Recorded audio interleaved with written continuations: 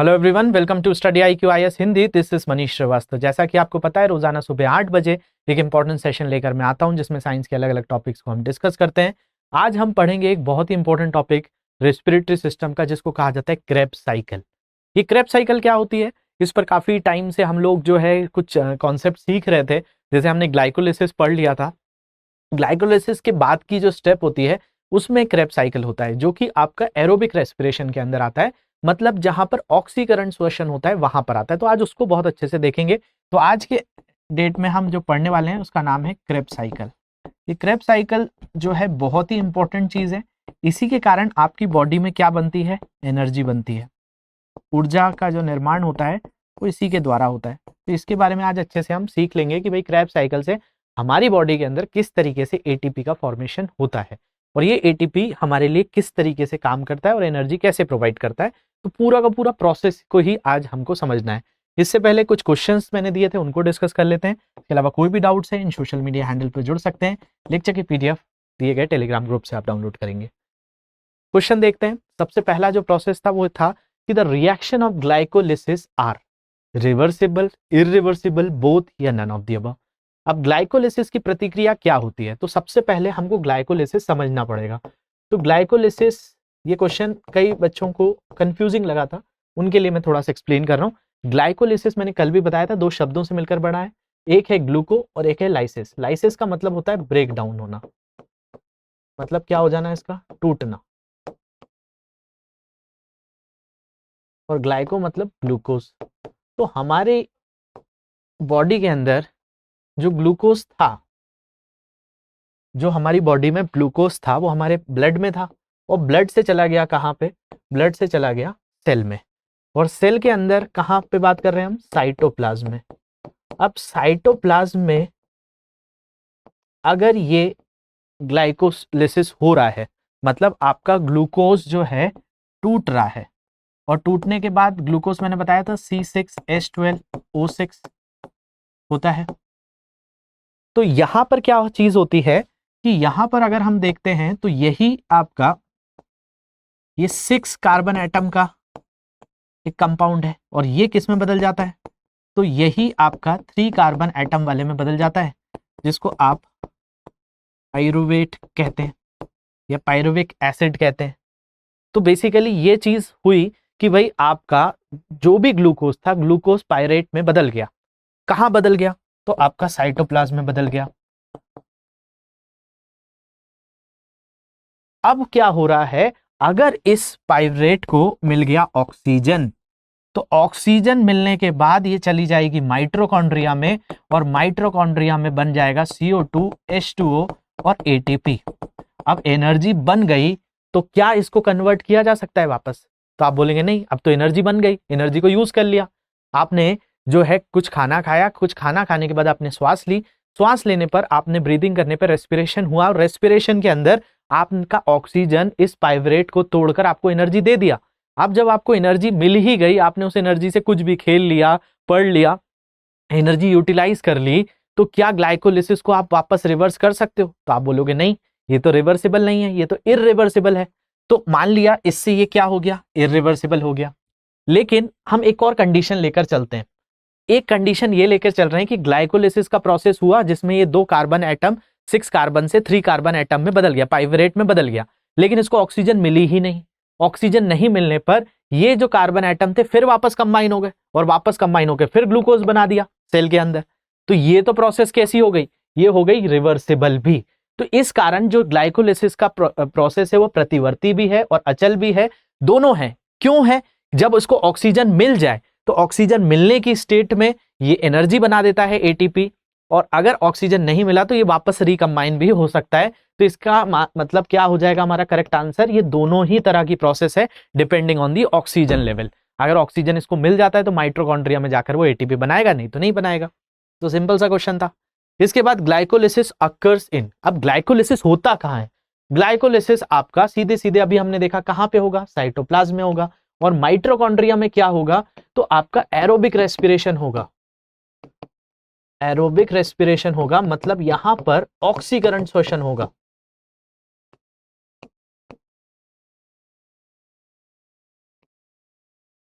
तो ऑक्सीकरण श्वसन कहाँ पे होता है? माइटोकॉन्ड्रिया में होता है। और आपका साइटोप्लाज्म में क्या होता है? तो ग्लाइकोलिसिस होता है। ये दो चीजें अच्छे से समझ के रखिए। इसके बाद बढ़ते हैं अगले क्वेश्चन की तरफ। अगला क्वेश्चन था कि glycolysis is the conversion of, तो सीधी सी बात है किस में बदलना है? पाइवरेट में बदलना है। तो ग्लूकोज का ही पाइवरेट में बदल जाना, उसको क्या कहा जाता है? उसी को ग्लाइकोलिसिस कहा जाता है। तो सिंपल सा क्वेश्चन था। अब आज हमको जो पढ़ना है वो रेस्पिरेटरी का ही बहुत ही इंपॉर्टेंट साइकिल, जिससे हमारी बॉडी में क्या बनती है, एनर्जी बनती है, उस प्रोसेस पर जाना है। तो हमें आज इंटरनल रेस्पिरेशन का ही एक प्रोसेस देखना है, जिसमें आपका रेस्पिरेशन जो हो रहा है, इस क्रिया में एंजाइमों की आवश्यकता होती है। तो 8 पढ़ेंगे आज, 8 एंजाइम, ऐसे 8 एंजाइम्स पढ़ेंगे जिनकी मदद से क्या होता है? तो आपकी बॉडी में CO2, H2O और ATP का फॉर्मेशन होता है। तो ये कैसे होता है, इस चीज पर आज हमारी पूरी नजर रहेगी। तो यहां पर आज हम बात करने वाले हैं ऑक्सी श्वसन की, वायु श्वसन की, जिसमें ग्लूकोज के पूर्ण ऑक्सीकरण से CO2 और जल बनता है और सभी जीवों में सामान्य रूप से पाया जाता है। ग्लाइकोलिसिस को छोड़कर सभी क्रियाएं माइटोकॉन्ड्रिया में होती है। तो ये प्रोसेस कहां होगी? माइटोकॉन्ड्रिया में होगी। ऊर्जा अधिक मात्रा में होती है और एक अणु ग्लूकोज से लगभग 38 ATP अणु जो है, जो आपको एनर्जी मिलती है। तो अब ये क्या होती है प्रोसेस, इस चीज को ध्यान से समझेंगे। देखा जाए तो ये जो क्रेब साइकिल है, पूरी की पूरी क्रेब साइकिल, इसको समझने के लिए थोड़ी सी बात हम कल वाली करते हैं, क्योंकि ग्लाइकोलिसिस से ही हमारी बात चालू होगी। फिर से देखते हैं हम क्या हुआ। तो बेसिकली हमारे पास जो यहाँ पर पाइवरेट था, मतलब सीधी सीधी ये 3 कार्बन एटम वाली चीज बात कर रहे हैं। देखिए क्या बोल रहा हूं मैं, कि आपका ग्लूकोज बदल गया पाइवरेट में। इस प्रोसेस को आपने क्या कह दिया? ग्लाइकोलिसिस। और इस पाइवरेट को अगर ऑक्सीजन मिल गया, इसके साथ हो गया रेस्पिरेशन। तो रेस्पिरेशन के बाद CO2, H2O और ATP में अगर ये बदल गया, तो इस प्रोसेस को ही क्या कहा जाता है? ये जो जिस प्रक्रिया से हो रही है, इसी को बोलते हैं क्रेब साइकिल। तो क्रेब साइकिल कहाँ होती होगी? आपसे कोई पूछे तो आप बताएंगे ये होती है माइटोकॉन्ड्रिया में।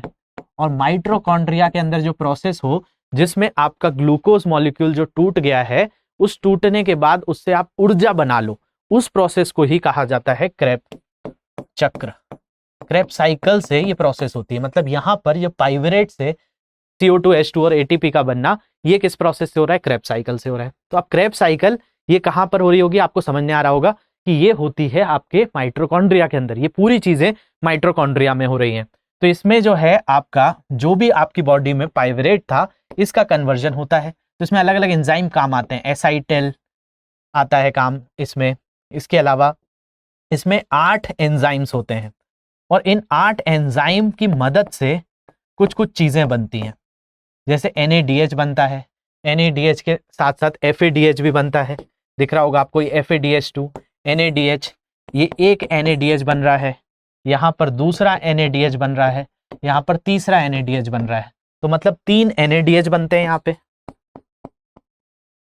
तो आप सोच रहे होंगे ये NADH क्या होता है? यही NADH जो होता है आपको ऊर्जा देता है ATP के रूप में। एक NADH के बारे में बताया जाता है कि एक NADH से लगभग 3 ATP आपको एनर्जी मिलती है। तो अगर आप इस साइकिल में देखेंगे तो कितने NADH बन रहे हैं? तो आप बताएंगे सर एक NADH, दूसरा NADH, तीसरा NADH। अब 3 NADH से, एक NADH से 3 ATP, तो 3 NADH से कितनी? तो 9 ATP ऊर्जा मिल जाती है आपको। इसके अलावा जो FADH है, ये FADH आपको 2 ATP ऊर्जा देता है। तो ये भी बहुत इंपॉर्टेंट हो जाता है FADH भी। FADH से भी आपको ऊर्जा मिलती है। FADH के साथ साथ अगर हम बात करें, यहाँ पर एक एक एंजाइम्स की भी बात करेंगे। इसमें जो है आप देखेंगे GTP से एक ATP भी बनता है, यहाँ पे एक ATP भी बनता हुआ दिख रहा है आपको। तो ऐसे बहुत सारी चीजें इस प्रोसेस के अंदर होती हैं और इन प्रोसेस से ही हमारा पूरा का पूरा साइकिल वर्क कर रहा होता है। कैसे कर रहा होता है, यही चीज हम समझेंगे। इसमें ये पूरा का पूरा साइकिल है और इस साइकिल के अंदर बहुत सारी अलग अलग चीजें हैं। देख रहे होंगे आप, कहीं पे CO2 बन रहा है, CO2 के साथ साथ इसमें H2O भी बनता है और पूरा प्रोसेस कंप्लीट होता है, जिससे एनर्जी मिलती है। तो ये पूरा प्रोसेस क्रेब साइकिल कहलाता है। तो क्रेब साइकिल में क्या है कि क्रेब साइकिल को मिला क्या? सबसे पहले ग्लूकोज टूटा हुआ मिला। तो ग्लूकोज से 2 आपके क्या मिल गए? पाइरुवेट मिल गए। ये तो आपको कल भी समझ में आया होगा, कितने पाइवरेट बनते हैं, 2 पाइवरेट बनते हैं।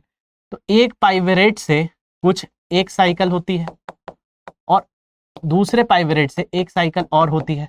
तो पूरा क्रेब्स साइकिल की 2 साइकिलें होती हैं, क्योंकि आपका ग्लूकोज तो 2 पाइवरेट में बदला।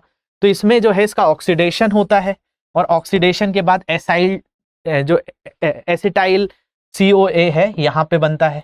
इसके बाद एक एंजाइम मिलता है सिट्रेट, फिर आइसोसिट्रेट, फिर अल्फा कीटोग्लूटेरेट, फिर सेकिनॉल, फिर सकीनेट, फिर फ्यूमरेट, फिर मैलेट, फिर ऑक्सो एसिटेट। ये अगर आप गिनेंगे तो पूरे 8 एंजाइम होंगे।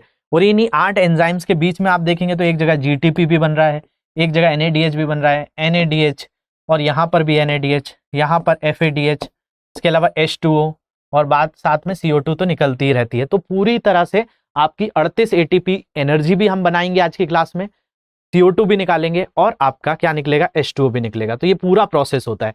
तो देखिए इसमें ये पूरी 8 प्रोसेस है, देखते हैं एक एक करके स्टेप वाइज। आपकी माइट्रोकॉन्ड्रिया में प्रोसेस हो रही है, आपके माइट्रोकॉन्ड्रिया को पाइवरेट मिल गया, पाइवरेट के साथ ऑक्सीजन भी मिल गया, स्टेप चालू हो जाती है। स्टेप 1 में जो एसाइटाइल COA है वो वाटर सिट्रेट सिंथेसाइज करता है। सिंथेसाइज करने के बाद इसको एक एंजाइम मिलता है जिसको आप सिट्रेट कह रहे हैं। इस एंजाइम के बाद जो है स्टेप 2 आता है जो कि एकोनिटेस वाटर। इससे क्या होता है, आपका ये दूसरे स्टेप पे पहुंचता है और दूसरे स्टेप पे पहुंचने पर एंजाइम्स की मदद से इससे NADH डेवलप होता है। यहां से आपको NADH मिलेगा, NADH का फिर ऑक्सीडेशन होता है, फिर अल्फा कीटोग्लूटेरेट एक और एंजाइम मिलता है। इसके बाद आप यहां पर GDP से ही आपका GTP बनता है, फिर सकीनेट बनता है। ये जो है अलग अलग एंजाइम्स मदद कर रहे हैं इन प्रोसेस को होने में। तो आपके लिए क्या जरूरी है कि आपके माइट्रोकॉन्ड्रिया में क्या जा रहा है, पाइवरेट जा रहा है और उसको अलग अलग एंजाइम्स मिल रहे हैं। तो वो अलग अलग एंजाइम्स आपके पाइवरेट को बार बार बदल दे रहे हैं और बदलने के साथ साथ कुछ कुछ NADH के फॉर्म में एनर्जी निकल रही है, कहीं पर आपका FADH के फॉर्म में निकल रही है, FADH के साथ साथ ATP के फॉर्म में एनर्जी मिल रही है।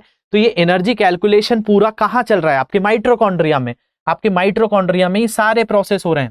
आपके माइट्रोकॉन्ड्रिया को मिल गया था पाइवरेट, एक पाइवरेट में 3 कार्बन, और इसके ऊपर इसने पूरा का पूरा प्रोसेस कर दिया एसिटाइल CO से, फिर सिट्रेट मिल गया, फिर अल्फा कीटोग्लूटेरेट, फिर सकीनेट, फिर ऑक्सा एसिटेट। ये सारी चीजें मिलती रहती हैं और यही आपका देख रहे हैं आप, कहीं NADH बना रहा है, कहीं पर NADH, CO2, ATP, FADH, यही चीज तो बनी है।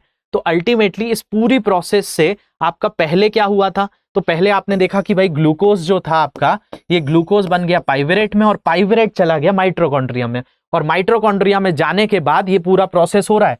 ये जो एसिटाइल जो है माइट्रोकॉन्ड्रिया के अंदर क्रेब चक्र की बात कर रहे हैं, जिससे क्या बन रहा है, CO2, H2O और 686 किलो कैलोरी बन रही है। तो इसी प्रोसेस को तो मैं आपको समझा रहा हूं। तो यहां पर सबसे पहले आप समझिए क्या होता है। तो आपका जो पाइवरेट है, पाइवरेट, उसको मिल रहे हैं अलग अलग एंजाइम्स। कौन कौन से एंजाइम्स मिलते हैं, तो सिट्रिक एसिड में मिलते हैं। इसलिए क्रेब्स साइकिल को आप कई जगहों पे सिट्रिक साइकिल भी देख सकते हैं। तो अगर आपको एग्जाम्स में सिट्रिक साइकिल भी आए तब भी आप बताएंगे क्रेब्स साइकिल है, क्योंकि इसमें सिट्रिक एसिड भी एक एंजाइम होता है। फिर isocitric acid, alpha ketoglutaric acid, फिर सकीनाइल COA, सकीनेट, फ्यूमरेट, मैलेट और ऑक्सो एसिटिलेट। इनको काउंट करेंगे तो 1 2 3 4 5 6 7 और 8। मैंने आपको शुरू में भी बताया था 8 एंजाइम काम करते हैं। इन 8 एंजाइम्स की मदद से आपका जो पाइवरेट है, ग्लूकोज से कितने पाइवरेट बने, तो आप बताएंगे सर 2 पाइवरेट बने। तो एक पाइवरेट की बात करें, मतलब एक पाइवरेट, मतलब ये पूरा का पूरा जो 8 एंजाइम काम कर रहे हैं, ये एक पाइवरेट पे काम कर रहे हैं। इस एक पाइवरेट से क्या मिल रहा है आपको, तो इस एक जो है आपके पाइवरेट से आपको यहां पर देखने मिल रहा है ATP बन रहा है। तो कितने ATP बन रहे हैं, 2 ATP की एनर्जी बन रही है। फिर आपका क्या बन रहा है, NADH भी बन रहा है, NADH के साथ साथ FADH भी बन रहा है, और 6 जो है CO2 भी बन रही है। तो ऐसे आपके अलग अलग चीजें बन रही हैं। यहाँ पे NADH बन रहा है, NADH। तो बेसिकली यहाँ पर अगर आप देखेंगे तो NADH भी बन रहा है, ये आपको समझ में आ रहा होगा। इसके अलावा FADH बन रहा है, H2O निकल रहा है, CO2 भी निकल रही है यहाँ से, ये आप CO2 देखेंगे। तो बेसिकली आपको समझना है कि इस एक साइकिल से होता क्या है। तो इस एक साइकिल से बताया जाता है कि आपका लगभग जो है 3 NADH निकलना, समझिए यहाँ पे 3 NADH का निकलना, एक FADH का निकलना, एक FADH का निकलना, यहाँ पे आपको दिख रहा है एक FADH निकल रहा है। इसके अलावा क्या निकल रहा है, तो एक GTP, जिससे क्या बन जा रहा है आपका ATP बन जा रहा है। इसके अलावा NADH2 भी निकलता है। तो यहां पर अगर हम बात करें पूरी प्रोसेस से, तो देखिए आपको क्या क्या मिल रहा है। यहां पर NADH plus H plus FADH2 ये मिल रहा है, ATP मिल रहा है, CO2 मिल रहा है, NADH यहाँ पे भी मिल रहा है, NADH यहाँ पे भी मिल रहा है, और ये CO2 मिल रहा है।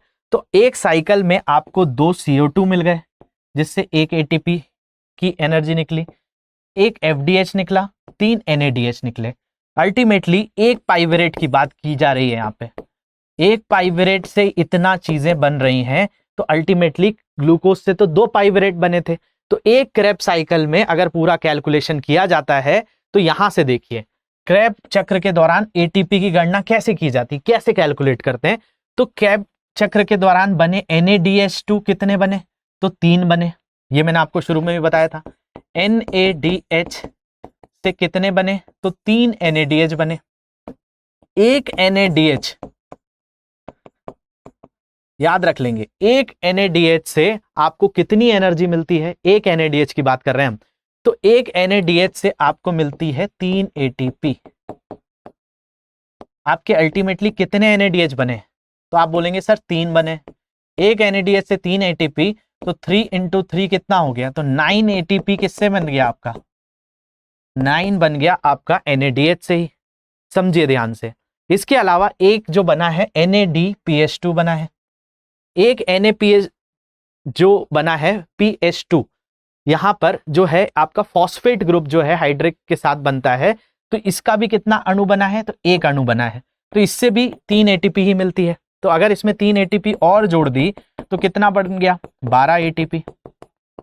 इसके अलावा FADH2 भी तो बना था, और एक FADH की अगर हम बात करें, तो एक FADH में होती है 2 ATP। तो बेसिकली 12 ATP यहां से, 2 ATP यहां से, तो 12 + 2 कितना हो गया, 14 हो गया। इसके अलावा आपका एक GTP बनता है और एक GTP से ATP बनता है, तो एक ATP भी बन गया आपका। तो यहां पर एक ATP और मिल गया आपको। तो 12 + 2 14 और 14 + 1 15, तो टोटल कितने बन गए आपके, 15 ATP बन गए क्रेब साइकिल में। अब इस 15 ATP आपका एक पाइवरेट से बना है, और आपके पास कितने पाइवरेट हैं, आपके पास 2 पाइवरेट हैं, तो 15 × 2 कर देंगे तो कितना बन गया, 30 ATP। 30 ATP आपके पास यहां पर सीधे तौर पर आ गए।